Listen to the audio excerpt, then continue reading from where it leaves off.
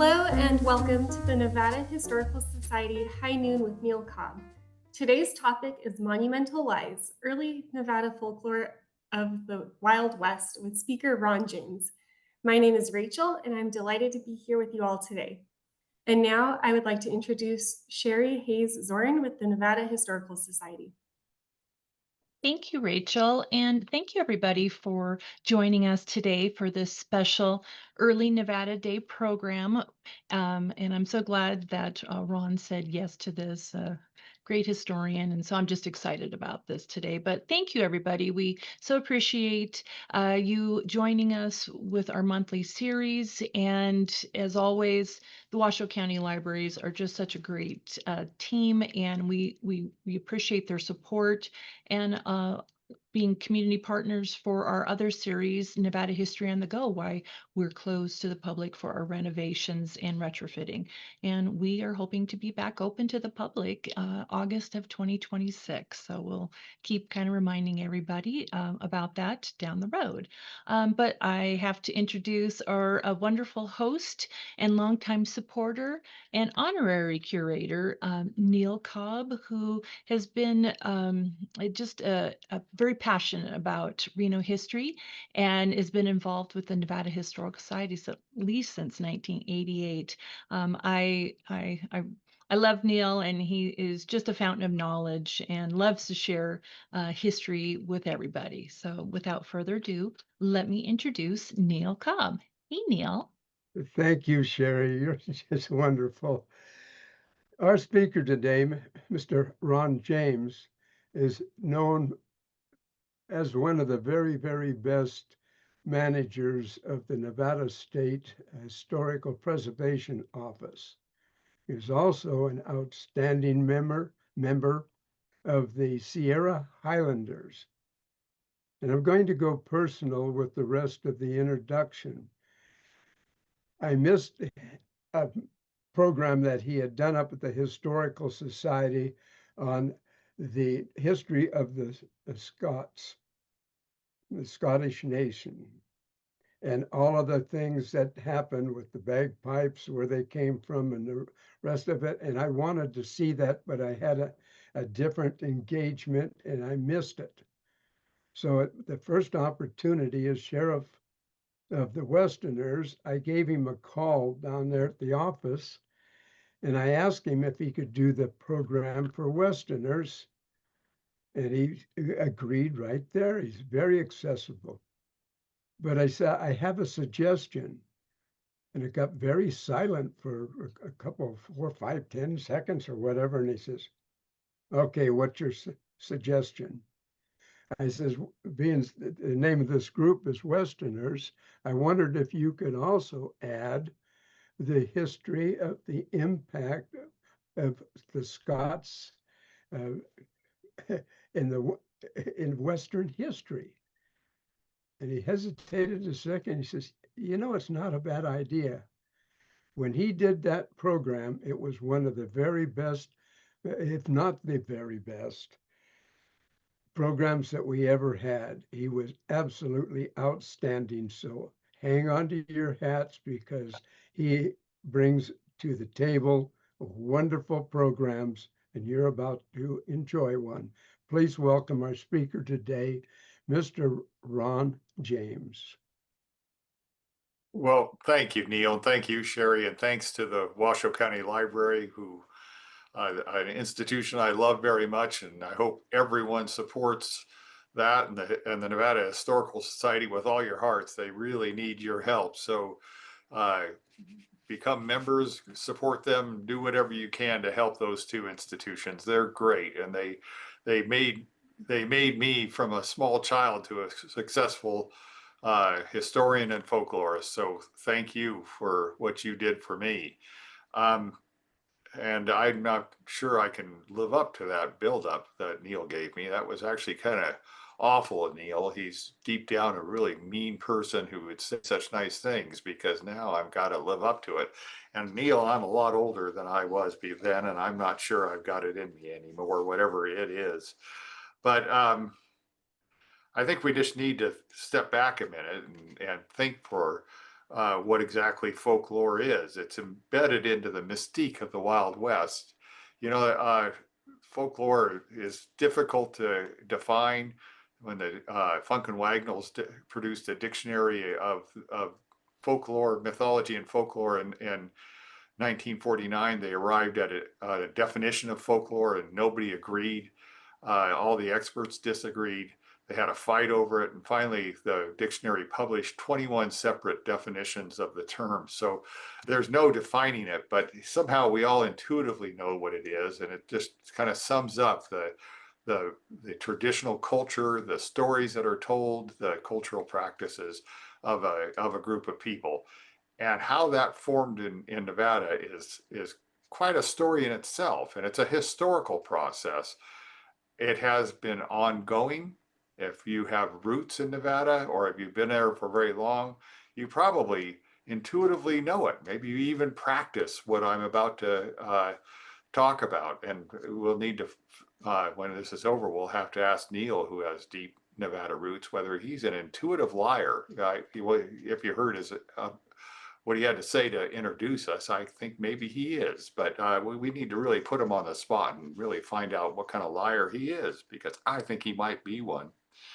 At any rate, the folklore is embedded into this mystique of the region, and it's stories of the early founders and accounts of remarkable events and legends about ghosts frame the West and its history.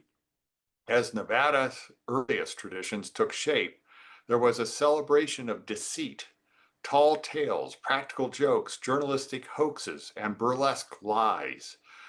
These were not intended in any evil, harmful way. Humor was essential, and it gave us a folkloric, artistic, playful legacy that we still enjoy today that is built on laughter. In this presentation, I will explore how all this took shape as Nevada transformed from Nevada to state and carried its traditions forward to the present.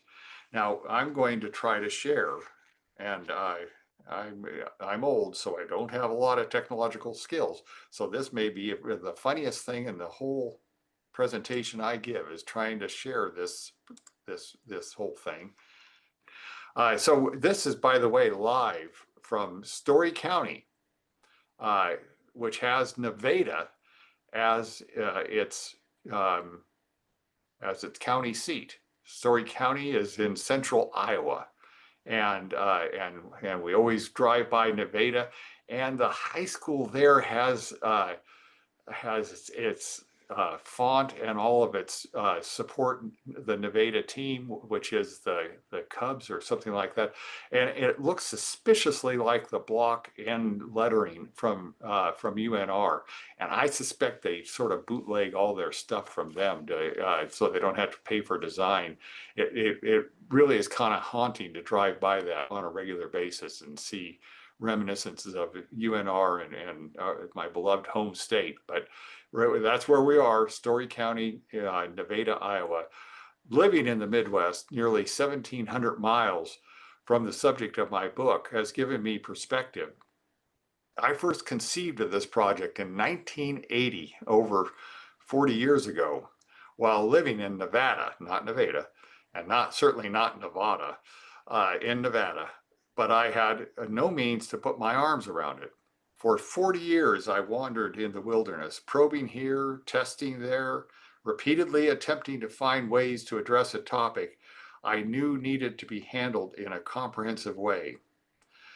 My first book on Cornish folklore, which came out in 2018, provided a path to address a European topic using my Swedish training it received nearly half a century ago. It also set the stage for challenging a basic assumption of my intellectual ancestors, who preferred to see folklore as expressions of deeply rooted traditions. The Cornish droll-tellers reveled in change, upending the stories they had heard and recasting them in new and different ways. Here we see Bill Chubb of a group called Mazed, which does stage storytelling performances using puppets. Much to my surprise, all of this opened a door for understanding the folklore of the American West. Ultimately, I needed to grapple with what was happening in the West as hundreds of thousands arrived from throughout the world. This called for a new approach, but what emerged oddly echoed the situation in Cornwall, where traditions were simply not very traditional. I finally arrived at a plan built upon four cornerstones. The journey began in Ireland, where I studied in 1981, 1982, pursuing the topic of a medieval diffusion of a folk tale, the folk tale of the 12 dancing princesses. And ended up studying the effects of 20th century uh, uh, and ended up studying the effects of 20th century student plagiarism in the Irish folklore archives, of all things. Uh, there, I learned the value of a good lie, since these students were passing off their lies for extra credit in school during the 1930s. And it didn't turn out too well for them, but it started casting light on the subject even back then, over 40 years ago. The first cornerstone of my book on Nevada folklore then was the importance of deception. Monumental Lies opens with a bold assertion taken on its head by my impudence, as I wrote, quote, "I hope to have succeeded in putting down on paper the most honest pack of lies that any Westerner has ever assembled," end quote. Honest pack of lies. That's what my book's all about. Having written that, I pondered if the intent of that bombastic claim might be lost on non-Westerners. When living in Ireland, I shared accommodations with four men from Scotland, France, and with the Irish owner of the house. One evening, the phone in the hallway rang, and I went to answer it. It was for John, the dear Scottish innocent who was everything a saint should be, kind, generous, and contemplating the priesthood. I told John it was for him, and after a short conversation, he returned. One of the others asked who it was, and before he could answer, I declared that it was a young woman, and I had the impression she very much wanted to go on a date with John. That was a lie. It was indeed a young woman, but I knew her to be a participant in John's prayer group. He objected, explaining that he was planning a 9-day prayer cycle called a novena. "Oh, that's what John says," I interrupted, "but I believe she wants a hot date, and that's what this is really about." John's protests escalated, so I laid it on thicker. The Irishman started to laugh. The Frenchman clicked his tongue in disgust over my obvious deception. I increased the absurdity of what I was saying, elaborating on the proposed hot date, and John objected even more. The reactions of the Irishman and the Frenchman grew proportionately until I finally broke the cycle and released poor John from the hook upon which he was dangling. That was an expression of a traditional Western ploy, the burlesque lie, something I instinctively slipped into as though it was an old familiar shoe. The Irishman understood. The Scotsman remained bewildered. The Frenchman remained appalled. The deception of the Wild West is cultural, and it could be an acquired taste, which not everyone acquires. The title of my book celebrates the tradition of deceit embraced in the West. For the most part, I suspect, or at least I hope, Westerners will understand it and the point of the bragging that opens up my book. In fact, this serves to frame my entire publication as a tall tale. The folklorist Carolyn Brown asserted that Mark Twain's book, Roughing It, can be viewed as a single elaborate tall tale dealing with his Western sojourn. And that seemed to suit what I hoped to write about the region's folklore. So I stole the idea, weaving my book into something of a prolonged tall tale as a homage to Twain, even though I will admit that theft to no one, which is clearly a lie since I've just admitted it to you. Deception for literature and humor has been international for centuries, but nowhere is it more celebrated than in the American West, where the tall tale will always be associated with the region's folklore. For that reason, I assert that it is the first cornerstone of the traditions that emerged in the 19th century as a multitude arrived in Nevada to start new lives. Not just Nevada, though, the West in general. How deception became such an important factor in the folklore of all those who journeyed from elsewhere in the world is a bit of a mystery. It seems to have early 19th century roots in the American frontier, even when the so-called West was far to the east in the Ohio Valley. Regardless of its origin, determining how deceit and braggadocio played in the American West was a primary task. In my view of the subject, a second cornerstone was mining, together with how it shaped two additional factors. The discovery of precious metals in the American West inspired a worldwide migration based on greed. The 1849 California gold rush was epic and set the stage for what followed. Its famed gold country featured diffused small groups of placer miners pursuing extensive deposits, but the story was about to change. Just as surface deposits were depleted, prospectors considered what was underground. In the 1850s, California witnessed several underground quartz or hard rock mines, introducing a new phase in the mining West. Despite these early forays into the depths of the earth, the industry would be shaped by later discoveries to the east of the Sierra Nevada, where in 1859, California-style placer miners were making two incredibly rich strikes of gold veins that promised to meander uninterrupted underground.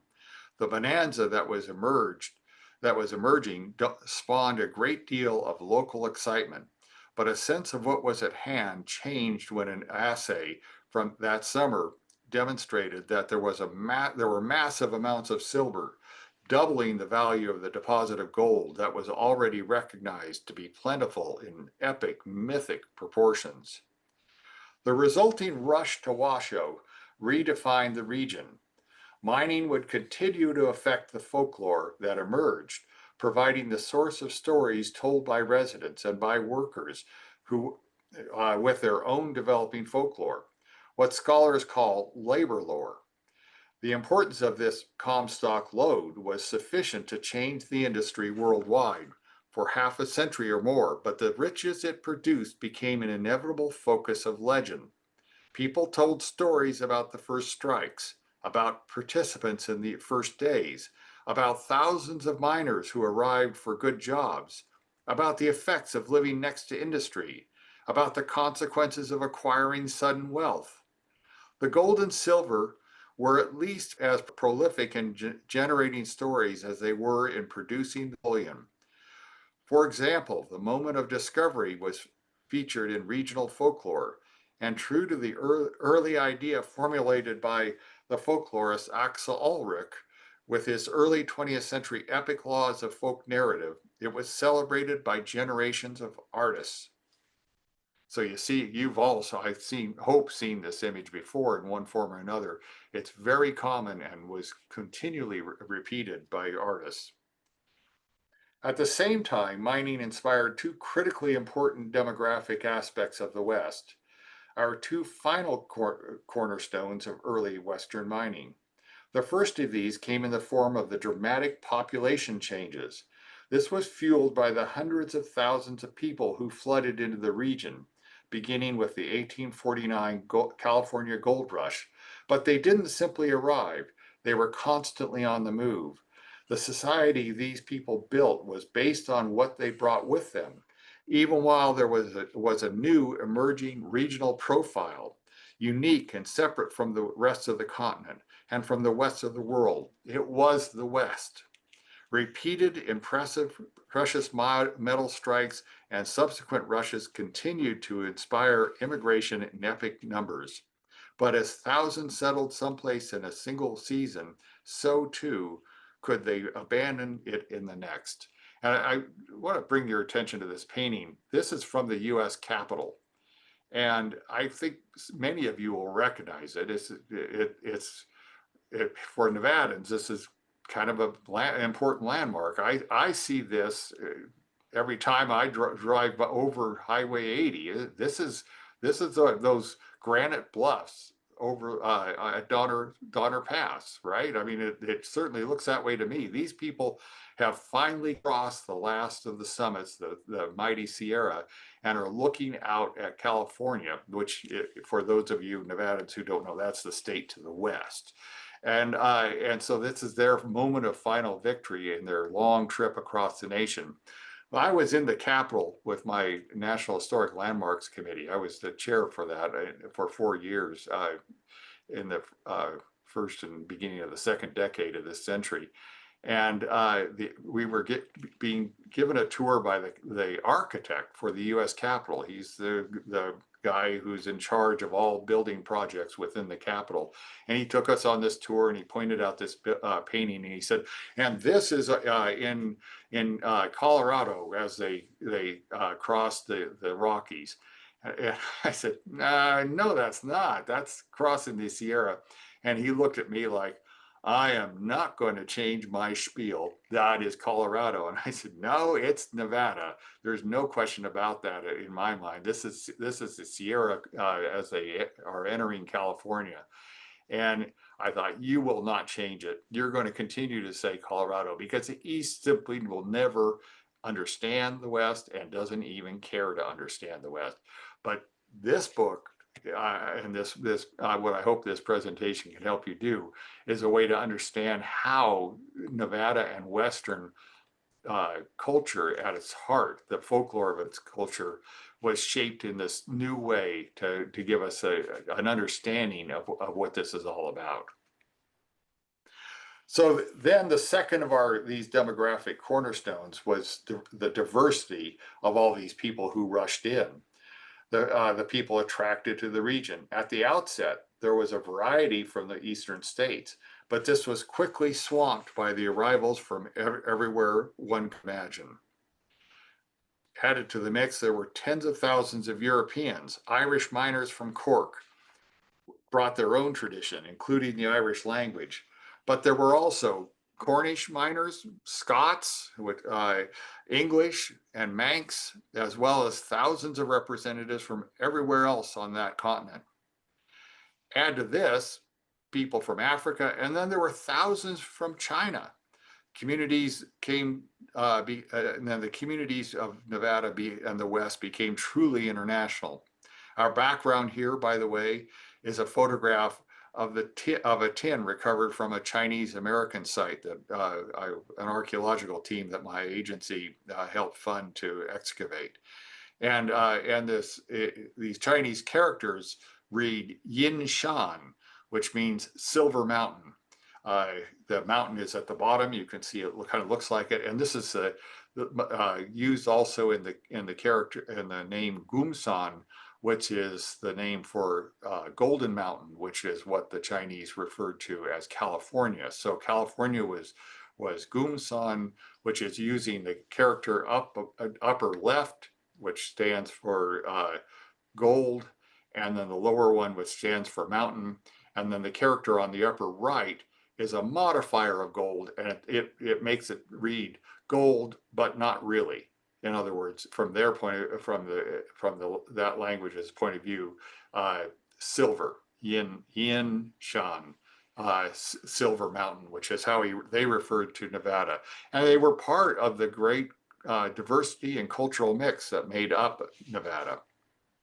The West emerged as the most international of the North American regions, as Twain wrote. As Twain wrote, all the people of the earth had representative adventurers in the Silverland, and each adventurer had brought the slang of his nation with him, end quote. As with Silverland, so too the entire West. As with slang, so too folklore. With people from every inhabited continent arriving and mingling, international traditions came into contact, blending or shunning, but nevertheless affecting. It was a complex, ever-changing stew. Beginning at least as early as 1860, an Iowan named William Wright, writing as Dan DeQuille, began working in the West as a folklorist. Now, he would not have understood himself in this way, nor would he have recognized the popular stories he collected as folklore. Aside from indigenous traditions, nothing had deep roots. The popular stories were constantly changing. Nevertheless, his fascination with emerging narratives inspired him to record what he encountered. His book, The Big Bonanza, was published in 1876 with the help of his close friend Mark Twain, is the worthy counterpart of the great European folklore collections of the time, even if he would not have seen it that way.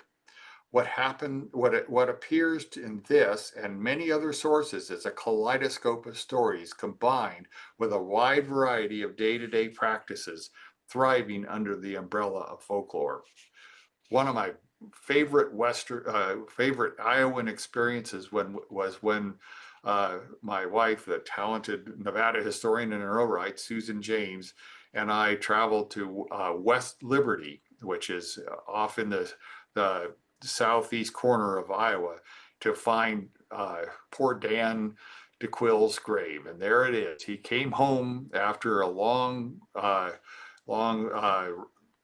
life in Nevada to came back ill and settled in with his aging wife and his daughters and died a few months later. And there he is buried in West Liberty all by himself. But his tombstone, you see, reads William Wright, Dan DeQuille. He never stopped being Dan in so many ways. So if we think about the stories he did record, there are stories about the danger of living close to industry. Here in what follows, being mostly illustrations from Dan DeQuille's book. This depicts a tale about oxen detached from a wagon but still chained together. They were set out to graze, but when the lead turned round an open mine shaft, the beasts in the middle were pulled by the chain into the pit, subsequently yanking the others to their subterranean deaths. And you see they has the caption, "A bonanza of beef." There were stories about dangers of working in the industry. These took two forms: narratives told in the community about mining and those told by the workers, by the miners themselves, about life underground. It is a rare mining district that did not have legends about disasters that happened in the surreal hidden world. There were stories about the region and its landscape. An example of this manifested in the popular narrative recounting how a famed teamster named Hank Monk took Horace Greeley, a well-known journalist and politician, over the Sierra Nevada. The legend later became a point of ridicule in the hands of Mark Twain, who manipulated and mocked the folklore, twisting things as only Twain could. There were stories about romance. The illustration here captures an episode from a series of comic narratives involving an inept romantic, Henry Pancake Comstock. There were stories about how places were named. One of the more celebrated episodes involved how James Old Virginie Finney accidentally broke a bottle of whiskey and used what was left to baptize the ground, naming Virginia City after his homeland. This may have really happened in some form, but we aren't attempting to separate fact from fiction. Critical here is that the account circulated in oral tradition before it was set to writing, and importantly, the legend lives on in the local folklore. There are also stories about practical jokes. Well-executed acts of deceit could survive as narratives. Conversely, not all stories about practical jokes may necessarily be based on real events. Again, sorting out facts from fiction may be impossible. The critical point is to determine if what appeared in writing was once part of oral tradition. And there were stories about community tragedies. In the region where mines and homes were juxtaposed, there were always incidents that reverberated in the local folklore. Here, the Great Yellow Jacket disaster of 1869, a fire still featured in circulating legend, describes a sudden flood of toxic fumes in the Yellow Jacket mine in the neighboring Kentuck and Crown Point. The incident killed roughly 36 men. Other types of sources, ranging from diaries, letters, and archaeology, yield insight into ritual practices. For example, this is from a foundation deposit beneath the African American business, the Boston Saloon. This is akin to what was found beneath southern slave quarters also in Western Africa, mutilated coins deposited to bestow good luck on the establishment. And some things are as basic as hammering a newly found horseshoe above the doorway of a lodging. This could be also an expression of folk belief. This being a note from Ralph Doughton's famous journals that are housed up at the UNR Library Special Collection. And there were folk practices in industry itself, drawing on international experience.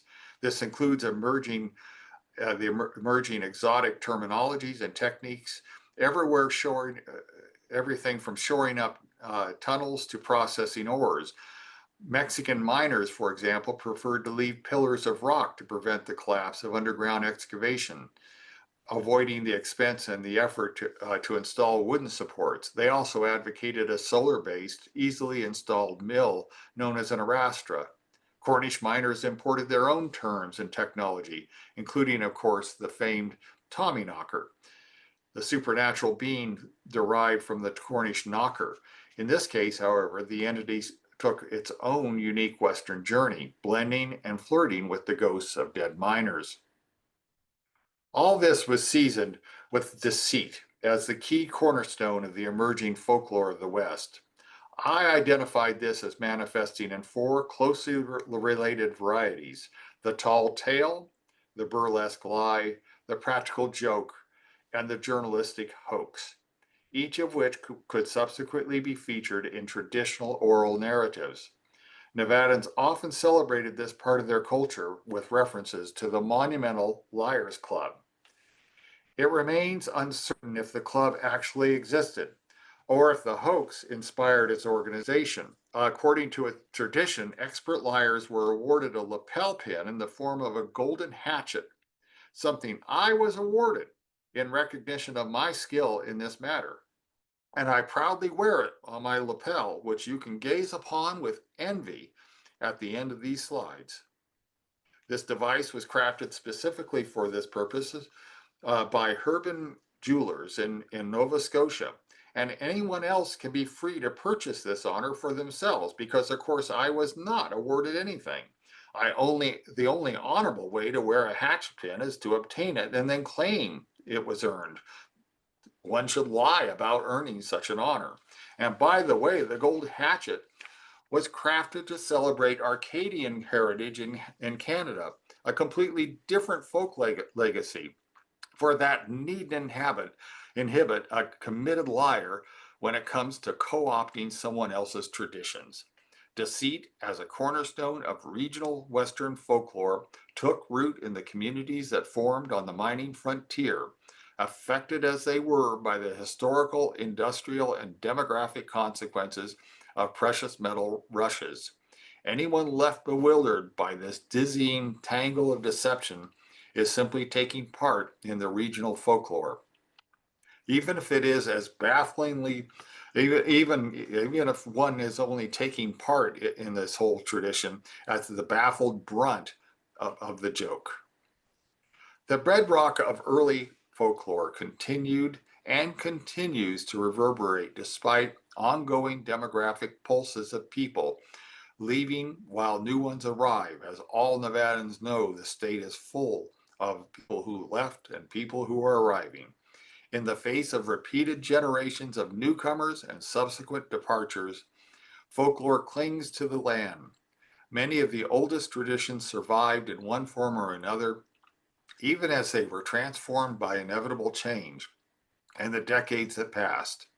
For example, a real West is now cast in belief and story into a Wild West, featuring a sex worker transformed into a fallen dove. Her gravesite, which is based on a hoax itself, and a neighboring tree became a place to leave gifts and other tokens. This in turn has become a focus of legends involving visits by ghost hunters, Wiccan covens, and Bulette's modern counterparts. There were also miners like John Mackey, elevated heroic status with their stories still being told, and now remembered with their own newer traditions. Miners who struck it rich had played a role in folklore from the start, demonstrating a folk belief that wealth will corrupt someone of weak constitution and will not affect someone who is honorable.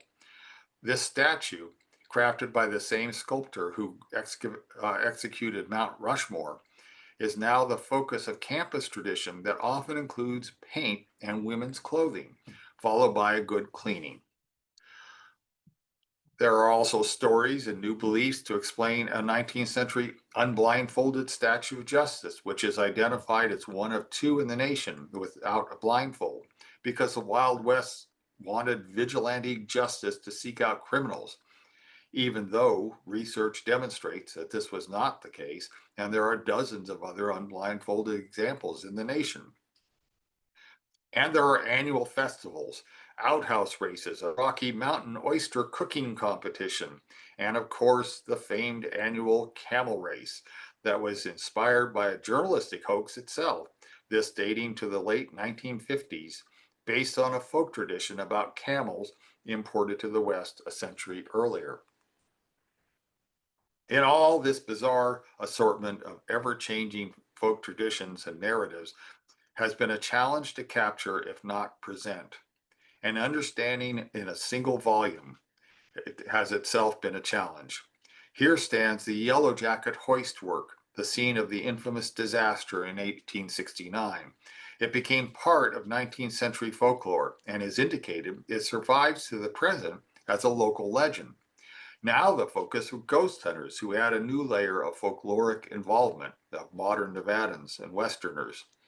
It took me over 4 decades to put my arms around the folklore of the region, a place where the Wild West mythos survives locally as well as internationally. I doubt I have another 4 decades to try again. So this is likely my final statement on the subject.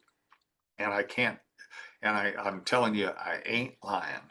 So trust me on that. And with that, I will continue whatever line you want me to do in the form of answering questions, if that is the way you would like to have this play out. Though my host, my worthy host, who I now yield the floor to.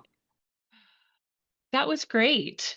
Um, can you tell me uh, what were, I guess, what was your most favorite story that you were working on, or you wanted to make sure you included in your book? I mean, I know the Tommy Knocker is an important story that you've done a lot of research, but I was just curious, what Oh, was something that that's you that, want to that's share? a really mean question, Sherry. I, and I should have known. That's always the question that I should have seen that one coming. That, the fact is, I love them all. They I mean, a good story is a good story, isn't it? It's hard to pick one above the others. The the Tommy Knockers is what really drew me in, oddly enough, and I talk about that in my opening remarks in my book. That an old colleague of mine lent me his paper on that he had written on Nevada folklore in 1980, or I guess it was 79 that he wrote it, and he gave me the part of the without the citations, which was kind of odd. But I so when I went to Ireland, I started working in the huge library with 14,000 volumes of world folklore, and I found the Cornish folklore, and I started reading about their knockers, and I started really contemplating it. So it really opened the door. Yeah, it's right that the Cornish knockers and their American counterpart, the Tommy knockers, drew me in a big way. But um, I certainly liked the way Carolyn Brown talked about roughing it as a tall tale. You've been working, and so has Neal been, were involved in Nevada history for so long that anyone who does looks at roughing it and says, it's brilliant, but how do you use it? What do you do with it? It seems so wrong in so many ways. It's beautifully entertaining, it's humorous, it's full of insights about Nevada, but what kind of insights are they? And realizing it was one huge tall tale really put the whole thing in focus. And I thought, yeah, that's it. It's a tall tale. It's a tall tale all in itself, filled with all these stories, but it's that meandering, weaving, meshed up, huge, elaborate tall tale that makes Roughing It what it is such a brilliant portrayal of early Nevada, something you can trust and not trust all at once. And that sums up Nevada culture right there, as far as I'm concerned. That was endearing, but I have to say, not a story, but as a character, getting to know Dan DeQuille in a new way. He's really the hero of the book. We all think that, well, he must be dealing a lot with Mark Twain if you're talking about lying, certainly, and Nevada folklore in general. Twain's there a lot. He should be. How can we escape Mark Twain? But Dan DeQuille, there's a magic there that's too easily ignored, and he deserves a lot of our attention. And so I really enjoyed working with his text. So I'm going to dodge your bullet and talk about people I cared for more than stories. But stories, I love them all. I had Frank Mullen Jr. Do a program for Ollie of the Laxall Theater in the old Gazette Journal building, the Nelson building. And he did a wonderful, wonderful bit. The whole program was about Dan DeQuille, and he went all through this. It was just wonderful, the things that he was able to participate in and to go ahead and write about. But you get to Mark Twain, there's things that still are around Reno and even the rest of the state of Nevada. They ask about the weather, and he says, well, you wait 10 minutes, we'll change it for you. We all know that that's Mark Twain that put that out. And the simple fact that he didn't just say it about this area, wherever he went, including Hawaii, he gave the same line. It was a wonderful line. You don't like the weather, will change it for you. But it's things like this that are still around, that modern day, and we repeat the same things. They just are embedded in our little minds. Yeah, well, and a lot it's attributed to Mark Twain that he didn't say, or that you can't prove he said. The thing I always loved about Nevada weather that Mark Twain said was that Nevada has two seasons, winter and summer, and they alternate daily. And I found no means to track that back to Mark Twain. I think it's folklore, and did he say it? I don't know. Maybe. Well, Sorry, what? Whoever did that was pretty clever. I think so. Yeah, I should take that. credit for it, since Mark Twain won't take credit for it. We tried to give him credit for it, but he won't. And it's often ascribed to Mark Twain that he said that the Nevada legislature meets every 2 years for 60 days, and that it should meet every 60 years for 2 days, which is also brilliant, isn't it? Yeah. Except he wasn't here when Nevada was a state. I don't think he could have said it. And I've seen no evidence that he did say it, but people say he said it because he should have. And that becomes folklore in itself. So there's Twain and DeQuille were both exploiting the folk culture, the folklore that was emerging in this region in Nevada, and owning it and embracing it and weaving it back into their literature. But then that same impulse to tell stories was then applied to him, especially to Mark Twain. And we tell Mark Twain stories that are probably more folklore than truth. Mm-hmm. And we don't care because we're Nevadans. Yeah, well, they're great. I've been known to embellish a bit, but on the intro, I did not. I tell the truth on that one. I got a lot of other flaws, but I don't lie. Oh, that's very kind of you, Neal. I appreciate it. No, that was the parts of that and learning. Most people have no idea who invented the bagpipes. Really, they think the Scots did. Tell us about that.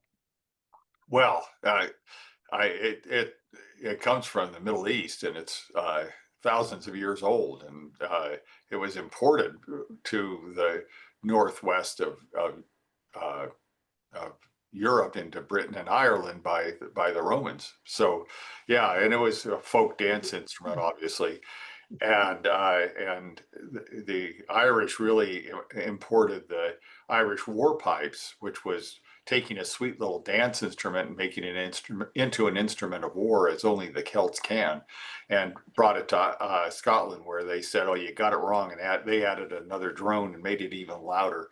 And so the Scottish Highland pipes are the Great Highland pipes are the loudest of the war pipes, and that became that tradition. And to continue in a Nevada vein, of course, they brought it back to Nevada, and we had pipers at burn suppers in Virginia City in the 1860s, and it was really became part of the fabric of Nevada culture, the Scottish element within that immigrant stew that existed. The and the for now we have two generations of pipe majors. First Birch Palmer and now Ray Palmer, pipe majors of the Sierra Highlanders Pipe Band, which is the oldest pipe band on the West Coast, founded in 1961. And I was there when it happened. I remember it. And they are the legacy, two generations of pipe majors. They have roots in Virginia City. Their great grandfather was a carpenter in Virginia City in the 1870s. He and his family crop up in the census in 1880 when the economy was collapsing, and they went then to Montana. So they were part of that. They arrived from Scotland. They were part of Nevada, part of the Nevada ethnic stew that was developing, that contributed to the formation of the folklore and just the general cultural ambiance of early Nevada. They then left because that's what many people did, and then they returned in the 1990s and continued to contribute to the Scottish heritage of Nevada. That is the dynamic of the American West and how it's reflected in Nevada and its culture and its folklore. Yeah, I tied that together. I bet you didn't think I was going to do that. No, that was wonderful. That was good. That was very good. When he used to, and the Sierra Highlanders would make a yearly visit to the church that I talked about, the first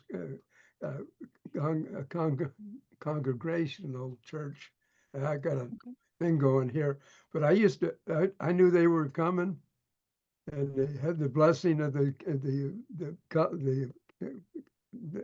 different groups of Scottish clans, and they were blessed. But when the Sierra Highlanders, where they assembled and marched right in, I was up in the balcony, so I didn't miss a note. And I tried to be a good supporter of them, because they are absolutely an asset to this area, to stand up like that and just really show the colors.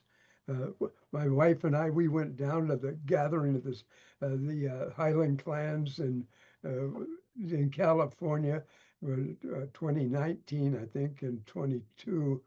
In any case, it is just a wonderful, wonderful experience. And if you have a chance to see our local group, or to go to the gathering of the Highland clans, it is something to really remember. Well, the Sierra Highlanders certainly know how to fill up a room. They surely did, boy. I tell you. It was just wonderful. So, are there any other questions we can address? I Mm. I think I kind of burned out on this. Well, I said that, hang on. You're going to be highly entertained, and you certainly came through for us. Ron, I can't thank you enough. You're a wonderful historian, and you did the state of Nevada proud. And I see, absolutely, as I I see my, say, my dear Sorry, we friend, got, Ann Ebner, what did she say? It disappeared. I don't have it. it says fascinating. Thanks so much for this presentation. Well, So, thank you, which is Ann. You, I so always appreciate you. that's love. As I say, I have a question. Did California have the same? I mean, because we're dealing with the West, but journalists as well. Did they do this kind of storytelling as well, or is that you Well, know? it- yeah, I mean, But to Lion the Jim, extent that it did here in Nevada, I was just it curious. was there. Lion Jim Townsend had a California presence, but he also had a Nevada one. So they went back and forth. Mhm. There Okay. wasn't a lot of, there was in northern Nevada, northern California, there wasn't a lot of clear definition between the two. Where it wasn't, the Sierra wasn't formidable, and neither was the state border when it came to how culture spread out. I don't think all the dynamics were set up as fortuitously as they were in Nevada to be able to produce the quintessential Western ethos as demonstrated in its folklore. If that makes sense.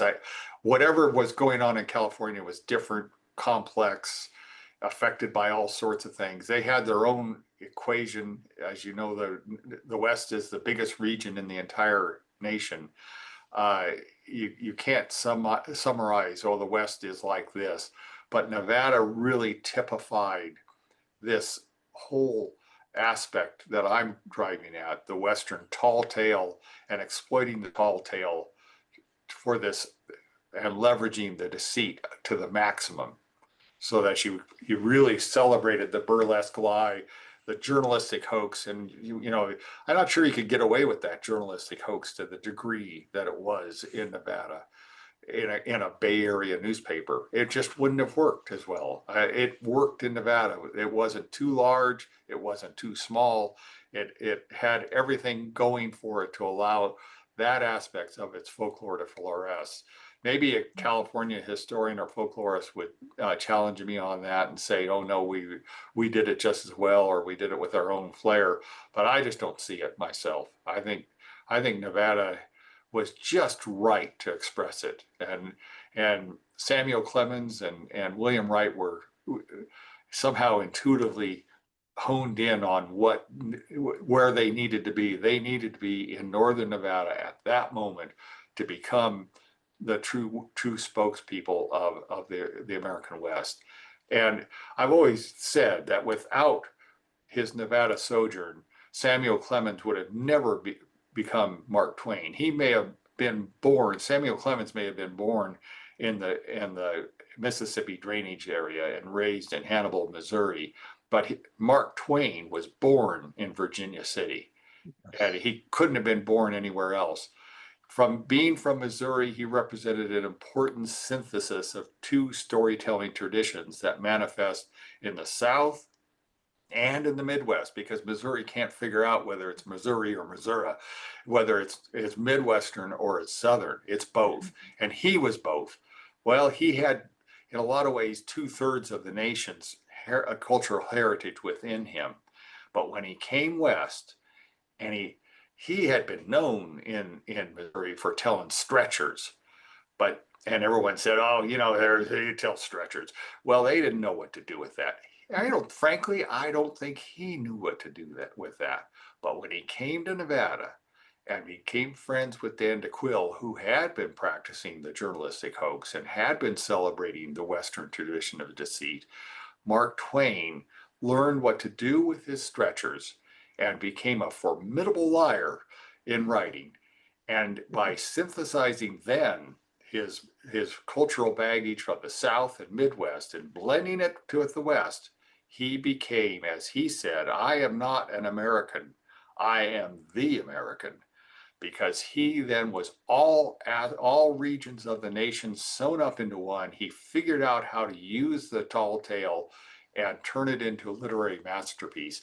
That is how he did it. That's why he was born in Nevada. He was born out of the folklore that was generated out of the American West and out of Nevada with its roots in 1859 and the discovery of the Great Comstock Lode. There, I gave you I I gave you what you need, everything you need there as a Nevadan. You can now go celebrate in a Nevada bar in Carson City when they go to the Nevada Day Parade and know your roots are true and Yeah. sincere. I've got another question for you, Ron. Sure. We did a program with Old Tales of Nevada on the hospital down the hill there in Virginia City, and you had a personal affiliation with that, trying to get the preservation completed. How, Where was this? I'm sorry. What site? this was Virginia City, and this was the hospital. An artist group was taking it Oh, over. St. Mary, Yeah, yeah, St. Mary's Art Center. you were working hard on that, and what a beautiful structure and so much history there. So It is. can you elaborate on any of that? Yeah, and actually, it has a place in my book, as you might imagine. Oh, It is a wonderful structure. It was founded by Mary Louise Mackey, who was the wife of John Mackey, and she made a huge donation to the Daughters of Charity, not the Sisters of Charity. If you say sisters, you'll get chewed out by anybody who's a Daughter of Charity. They're a different group, related but different. They were Daughters of Charity who arrived in Nevada in 1864 to establish an orphanage and school in Virginia City, which thrived until 1897. In the early 1970s, 1870s, sorry, they realized that the county hospital was not making the grade for care of the people in Virginia City. So they decided to establish their own institution, and Mary Louise Mackey gave them a lot of money to establish their hospital, which then was named after her, St. Mary Louise Hospital. And it did very well until the daughters had to leave because of financial distress and the slumping economy in 1897. They left, and then it was kind of a vagabond structure. The county used it for a while as the county hospital, but it didn't thrive, and it became abandoned and it became problematic.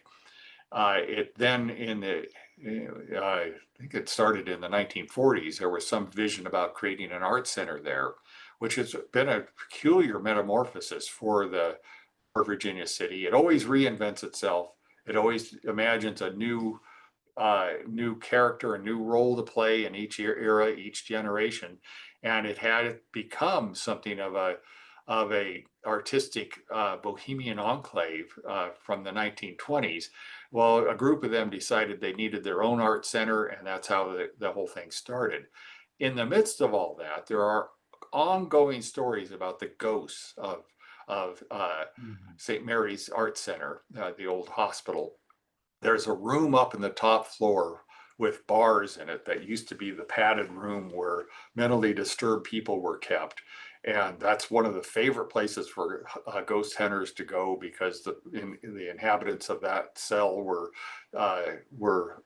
so disturbed and fraught with emotion and all their anxieties that they feel they can read the presence of them. But there's also a wandering Daughter of Charity who goes from room to room and walks the hallways and the wards.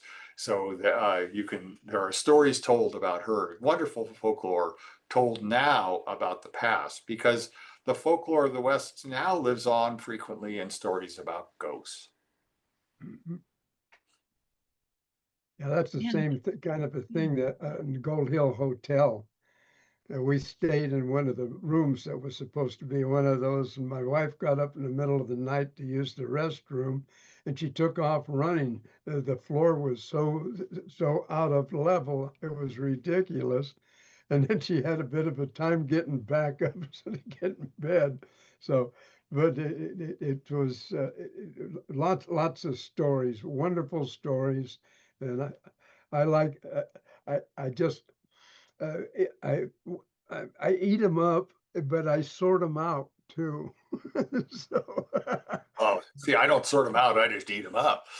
There are two ghosts at the Gold Hill Hotel that are really celebrated. One is Rosie, so named because she smells like rose water. So you'll be in a room and all of a sudden this perfume, rose smelling perfume will waft in, and so that's regarded as Rosie the maid is out there to help make your bed or to do it with that. And then there's William, who smells of cigar smoke, and he has his presence here and there where people get a whiff of cigar smoke and everyone says, "Oh, that's William." So there are those two ghosts at the Gold Hill Hotel, and then of course right up the hill, 50 feet just uphill, is the Yellow Jacket hoist work. yes, And the Gold Hill Hotel rents out the changing station up there, which has now been turned into a really nice little cabin where you can it's a beautiful mountain cabin retreat, but it's said to be haunted in a ferocious way by the victims of the Yellow Jacket disaster. So wonderful stories being told that continue to talk about the Old West, and it's part of the Nevada heritage. That's yes, very interesting how I hadn't thought in those terms of the ghost aspect of telling and reliving the stories is considered folklore. So that's Absolutely. interesting. Yeah, Sherry, you need to read my book. apparently It's I in do. there. It's in there. Well, I mean, you hear about it, and I mean, we're a newer nation, and from Europe, you have those stories, but and of course today, people um, ghost hunt and do research, and it's talked about more today and programs, but I guess I hadn't connected the two in the sense of folklore, but it's Well, preserving the history and the past and these people who lived in these areas. So I guess it's something to think about.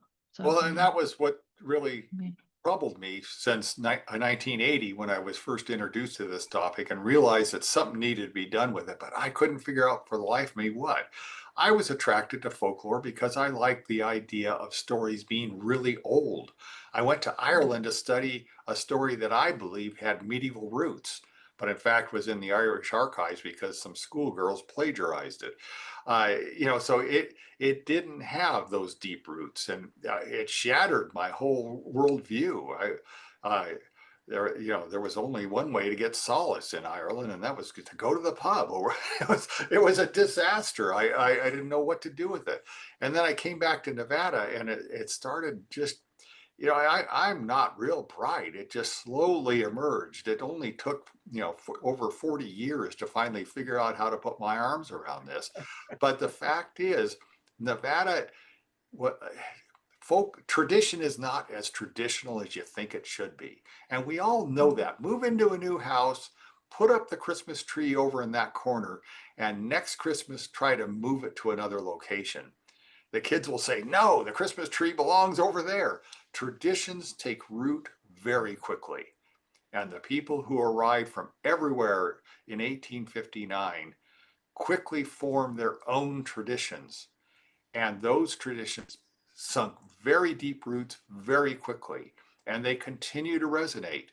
As a Nevada born teller of tall tales, it was within me. And I took that to Ireland as my first example of telling a tall tale a burlesque lie about poor dear John, the would-be priest, and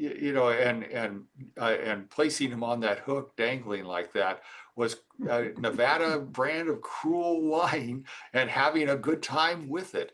And that's being a Nevada. It's still resonated with me, even though my parents weren't born in Nevada. I was. It isn't like we're fifth generation Nevadan. You become a Nevadan when you're here, soaking in that culture, and that culture celebrates a lot of different things, but it includes deceit for the pleasure of a good laugh. And it's part of Nevada culture. It's part of a tradition that took root. It doesn't have deep roots, but it's there. Now we tell ghost stories about the past, even though this isn't we don't have 12th century castles around us that are haunted. We don't have that kind of depth, but you don't need it. You can still tell those stories because they still exist. Yes, I like that. That's great. that's beautiful. Yeah. Well, thank you, Ron. This was such a great program, and I so appreciate you being kind of our Nevada Day program for everybody here today with High Noon, and I've been wanting to have you talk about your book, so this Well, just worked out so well. it's an honor, and I really appreciate this, and I appreciate seeing everyone here. Your old friends, and I always think fondly of all of you, and I always celebrate Nevada Day in my own way. I wish everyone else well. Yes. Exactly. Well, thank you again, Ron, and of course, Neal, and just thank you everybody for attending today. And I'll send it back to Rachel. And as always, we so appreciate the wonderful partnership we have with the Washoe County Libraries and Tim and John, and Sarah, who are now behind the scenes for us, helping us record these, make them live, and then we have them on their YouTube channel, and we have links on our website. So make sure to check the other ones out, but let me send it back. Yes, thank you to everyone for joining us today. A huge thank you to Neal Cobb and Sherry Hayes Zorn with the Nevada Historical Society for making this event possible. Thank you. Bye, everybody. Thanks.